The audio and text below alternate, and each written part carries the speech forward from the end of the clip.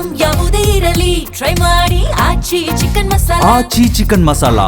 ಇನ್ನು ರಾಜ್ಯ ರಾಜಕೀಯದಲ್ಲಿ ಏನಾಗ್ತಾ ಇದೆ, ಕಾಂಗ್ರೆಸ್ ನಲ್ಲಿ ಏನಾಗ್ತಾ ಇದೆ ಅಂತ ನೋಡೋಣ. ನೋಡಿ, ಈ ನಾಯಕತ್ವದ ಫೈಟ್ ನಡುವೆ ಪ್ರವಾಸದ ಪಾಲಿಟಿಕ್ಸ್ ಜೋರು ಆಗ್ತಾ ಇದೆ. ಫಾರಿನ್ ಟ್ರಿಪ್ ನಿಂದ ರಾಜ್ಯ ಸರ್ಕಾರಕ್ಕೆ ಡ್ಯಾಮೇಜ್ ಆಗ್ತಾ ಇದೆಯಾ? ಕಾಂಗ್ರೆಸ್ ನಾಯಕರ ವಿದೇಶ ಪ್ರವಾಸ ದೋಸ್ತಿಗಳಿಗೆ ಹೊಸ ಅಸ್ತ್ರ ಸಿಕ್ತಾ? ನಾನಲ್ಲ ಹಂಗಂದ್ರೆ ವಿದೇಶ ಪ್ರವಾಸಕ್ಕೆ ಹೋಗ್ತಾ ಇರೋದು ಯಾರು? ವಿದೇಶ ಪ್ರವಾಸವನ್ನ ಆರ್ಗನೈಸ್ ಮಾಡಿರೋದು ಯಾರು? ವಿದೇಶ ಪ್ರವಾಸಕ್ಕೆ ಹಣ ಸರ್ಕಾರದ ಅಥವಾ ಶಾಸಕರುಗಳ ಸ್ವಂತದ್ದ? ಗ್ಯಾರಂಟಿ ನ್ಯೂಸ್ ನಲ್ಲಿ ಪ್ರವಾಸ ಪಾಲಿಟಿಕ್ಸ್ ನ ಬಿಗ್ ಎಕ್ಸ್ಕ್ಲೂಸಿವ್ ಅನ್ನ ನೋಡ್ತಾ ಹೋಗೋಣ. ಕುರ್ಚಿ ಕಾದಾಟದ ನಡುವೆ ಮತ್ತೊಂದು ಮೇಜರ್ ಅಪ್ಡೇಟ್ ಏನಪ್ಪಾ ಅಂದ್ರೆ, ವಿದೇಶ ಪ್ರವಾಸವನ್ನ ಹಮ್ಮಿಕೊಂಡಿದ್ದಾರೆ ಹತ್ತತ್ರ 40 ಜನ MLAಗಳು. ಯಾವ ಕಾರಣಕ್ಕೆ ಅಂತ ಹೇಳ್ತಾ ಹೋಗ್ತೀನಿ ಕೇಳಿ. ಸೊ ಇದು ಮೇಜರ್ ಅಪ್ಡೇಟ್ ಕಾಂಗ್ರೆಸ್ಗೆ, ಅದರಲ್ಲಿ ಕಾಂಗ್ರೆಸ್ ಹೈಕಮಾಂಡ್ಗೆ ಕಸಿವಿಸಿ. ಅಲ್ಲಿ ಡೆಲ್ಲಿಲಿ DK ಶಿವಕುಮಾರ್ ಇದ್ದಾರೆ, ರಾಜ್ಯದಲ್ಲಿ ಸಿದ್ದರಾಮಯ್ಯ ಇದ್ದಾರೆ. ಈ ಪ್ಲಾನ್ ಯಾರ್ದು ಹಂಗಾದ್ರೆ? ಪ್ರವಾಸ ಪಾಲಿಟಿಕ್ಸ್ ನಿಂದ ರಾಜ್ಯ ಸರ್ಕಾರಕ್ಕೆ ಭಾರಿ ಡ್ಯಾಮೇಜ್ ಆಗುತ್ತೆ. ವಿದೇಶಿ ಟ್ರಿಪ್ಗೆ ಬ್ರೇಕ್ ಹಾಕಿ ಸರ್ಕಾರಕ್ಕಾಗುವ ಡ್ಯಾಮೇಜ್ ಅನ್ನ ಕಂಟ್ರೋಲ್ ಮಾಡಿ ಸಿದ್ದು ಟೀಮ್ ವಿರುದ್ಧ ಹೈಕಮಾಂಡ್ಗೆ ಈ ರೀತಿಯಾಗಿ ಕೆಲ ನಾಯಕರು ಮಾಹಿತಿಯನ್ನ ರವಾನೆ ಮಾಡಿದಾರಂತೆ. ಈ ಟ್ರಿಪ್ ಪಾಲಿಟಿಕ್ಸ್ ರಾಜ್ಯ ರಾಜಕೀಯದಲ್ಲಿ ಬೇರೆ ರೀತಿಯ ಚರ್ಚೆಗೆ ಕಾರಣ ಆಗುತ್ತೆ.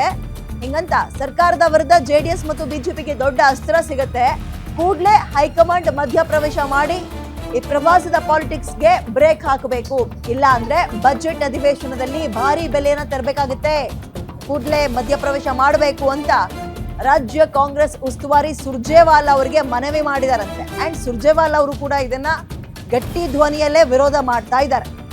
ವೇಣುಗೋಪಾಲ್ ಅವರ ನಡೆ ಕುತೂಹಲ ಮೂಡಿಸ್ತಾ ಇದೆ, ಬಟ್ ಸುರ್ಜೇವಾಲಾ ಅವರು ಕೂಡ ಇದಕ್ಕೆ ಒಪ್ಕೊಂಡಂಗೆ ಕಾಣಿಸ್ತಾ ಇಲ್ಲ.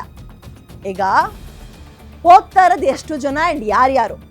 ಎಲ್ಲರೂ ಕೂಡ ಒಂದು ಬಣದ ನಾಯಕರ, ಅಂದ್ರೆ ಈಗ ಸಿದ್ದರಾಮಯ್ಯ ಬಣದವರ ಅಥವಾ DK ಬಣದವರ?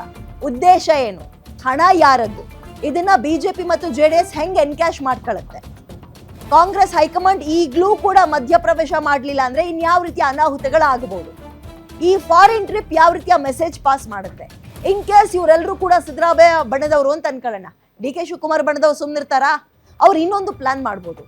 ಸೊ ಅವಾಗ ರಿಪೇರಿನೇ ಮಾಡಕ್ಕಾಗ್ದಲೇ ಇರುವಷ್ಟು ದೊಡ್ಡ ಹಳ್ಳವನ್ನ ತೋಡ್ಕೋಬಹುದು ಕಾಂಗ್ರೆಸ್. ಹಾಗಾಗಿ ಈಗಲೇ ಮುನ್ನೆಚ್ಚರಿಕೆಯನ್ನು ವಹಿಸ್ಕೊಳ್ಬೇಕು.